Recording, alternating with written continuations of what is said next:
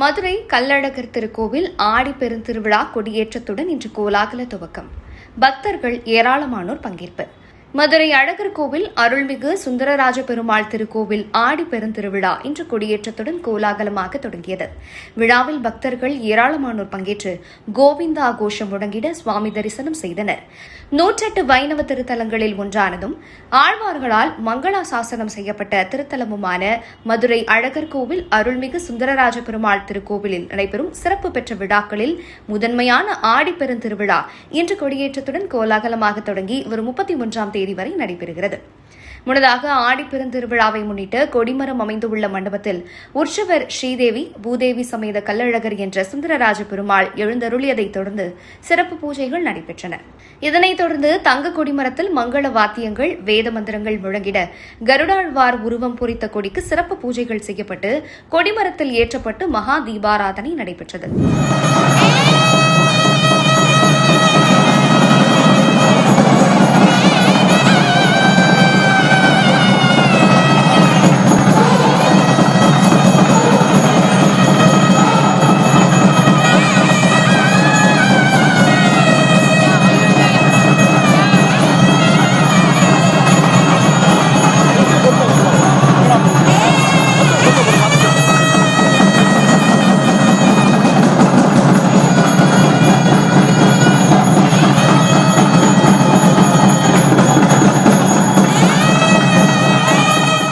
ஆடி பெருந்திருவிழா இன்று கொடியேற்றத்துடன் துவங்கியதை அடுத்து ஸ்ரீதேவி பூதேவி சமேத கள்ளழகர் அன்ன வாகனம், சிம்ம வாகனம், அனுமார் வாகனம், கருட வாகனம் என்பன உள்ளிட்ட பல்வேறு வாகனங்களில் தினமும் எழுந்தருளி கோவில் பிரகாரம் சுற்றி வந்து பக்தர்களுக்கு அருள் பாலிக்கிறார்.